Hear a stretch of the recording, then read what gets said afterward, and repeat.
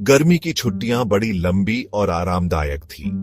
4 दोस्त अरुण, रवि, प्रिया और सीता अपने दादा दादी से मिलने एक शांत से गांव आए थे जो हरी भरी पहाड़ियों के बीच बसा था। दिन क्रिकेट खेलते हुए और शाम को टिमटिमाते लालटेन की रोशनी में कहानियां सुनते हुए बीतते थे। एक शाम उनके दादाजी ने धुंध से घिरी पहाड़ी पर बनी एक जर्जर हवेली की कहानी सुनानी शुरू की। Oakwood mention. यह खामोश, वीरान और भूतिया अतीत की फुसफुसाहट में डूबी हुई थी। बच्चों ने अपनी आंखें फाड़े दादाजी की बातें सुनी, जो अजीब आवाजों और अस्पष्ट घटनाओं के बारे में बता रहे थे। दरवाजे अपने आप खुलते और बंद होते थे। खाली हॉल में भयानक हंसी गूंजती थी। बगीचे में एक झूला बिना हवा के ही हिलता रहता था। किंवदंती थी कि हवेली में उसके पूर्व मालिक की बेचैन आत्मा का वास था। एक ऐसा आदमी जो उन्हीं दीवारों के भीतर एक दुर्भाग्यपूर्ण मौत मर गया था। उत्सुकता और थोड़े डर के साथ बच्चों ने अपनी रियर की हड्डी में एक सिहरन महसूस की। एक चुनौती हवा में लटकी हुई थी। चलो कल वहां चलते हैं। हमेशा की तरह सबसे बहादुर अरुण ने वो कह दिया जो सब सोच रहे थे। उसकी आंखों में डर और उत्साह का मिला जुला भाव था। बाकी सभी उस पल में बह गए और आसानी से मान गए। उस रात नींद टूटी फूटी थी, खराब फर्श और भूतिया आकृतियों के सपनों से भरी हुई। अगली सुबह उजली और धूप वाली थी, लेकिन भूतिया हवेली की याद ने उनके उत्साह पर एक लंबी छाया डाल दी। वे कुछ नाश्ता पैक करके निकले। उनके दिल डर और प्रत्याशा के मिश्रण से तेज धड़क रहे थे। जैसे ही वे ऑकवुड हवेली के पास पहुंचे, धूप फीकी पड़ने लगी। हवा में भारीपन आ गया। एक अजीब सी खामोशी छा गई। कभी भव्य रही हवेली उनके सामने खड़ी थी। उसकी खिड़कियां खाली आंखों की तरह उन्हें घूर रही थीं। दीवारों से रंग छिल रहा था, जैसे कोई घाव हो जिससे नीचे के पत्थर दिखाई दे रहे थे। एक गहरी सांस लेते हुए अरुण ने कर्कश लोहे के गेट को धक्का दिया, जैसे उन्हें वापस जाने की चेतावनी देते हुए कब्जे विरोध में कराह उठे। अपनी गर्दन के पिछले हिस्से पर हो रही झुनझुनी को नजरअंदाज करते हुए वे मुख्य द्वार तक जाने वाले उगे हुए रास्ते पर चढ़ गए। भारी ओक का दरवाजा उनके संयुक्त वजन के आगे एक धीमी आवाज के साथ खुल गया।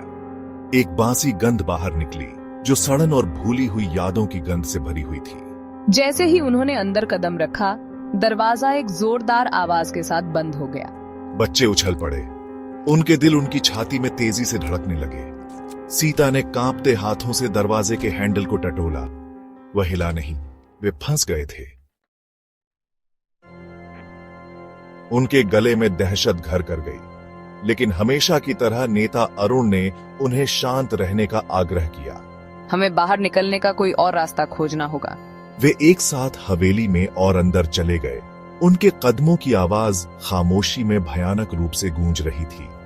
जैसे ही वे धुंधले गलियारों से गुजरे, उन पर मकड़ी के जाले भूतिया उंगलियों की तरह चिपक गए।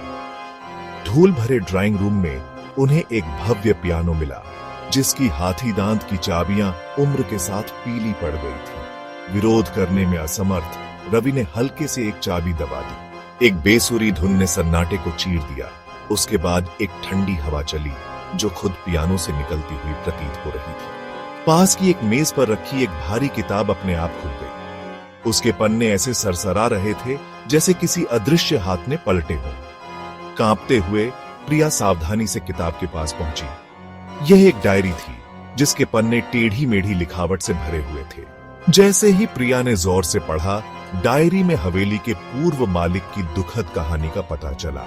वह एक अकेला आविष्कारक था, जो एक अभूतपूर्व आविष्कार की खोज में पागल हो गया था।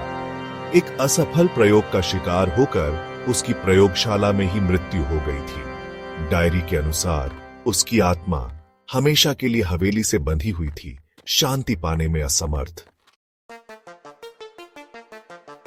जैसे ही उन्होंने आखिरी पन्ना पढ़ा, हवेली में खून जमा देने वाली चीख गूंज उठी।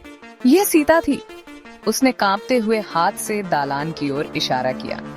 धुंधली रोशनी में बमुश्किल दिखाई देने वाली एक छायादार आकृति उनकी ओर बढ़ी। दहशत ने उन्हें पंख लगा दिए। वे दौड़े। उनके दिल उनकी छाती में तेजी से धड़क रहे थे। भूतिया आकृति उनका पीछा कर रही थी। वे गलियारों से भागे, उनकी सांसें तेज चल रही थीं। सीता घबराहट में ठोकर मारकर गिर पड़ी। जैसे ही छायादार आकृति उसके ऊपर मंडराई, अरुण ने पास की मेज से एक भारी मोमबत्ती दान पकड़ा और उसे प्रेत की ओर फेंक दिया। उनके आश्चर्य के लिए आकृति टिमटिमाई और गायब हो गई। वे यह देखने के लिए नहीं रुके कि आगे क्या होगा। अपने पैरों पर लड़खड़ाते हुए वे आंख बंद करके भागे। अंत में हवेली से बाहर निकलकर तेज धूप में आ गए। आखिरकार सुरक्षित। वे तब तक दौड़ना बंद नहीं किए जब तक कि वे अपने दादा दादी के घर की जानी पहचानी सुरक्षा तक नहीं पहुंच गए। यह अनुभव उन्हें हिलाकर रख गया, लेकिन साथ ही अजीब तरह से रोमांचित भी कर गया। उन्होंने अपने डर का सामना किया था और ऑकवुड हवेली के चंगुल से बच निकले थे। लेकिन उस दिन की याद, सिहरन पैदा करने वाली फुसफुसाहट, भूतिया आकृति और आविष्कारक की दुखद कहानी हमेशा के लिए उनके दिमाग में अंकित हो जाएगी। ऑकवुड हवेली ने अपने रहस्यों को करीब रखा। एक भूतिया याद दिलाता है कि कुछ रहस्यों को अछूता छोड़ देना ही बेहतर है।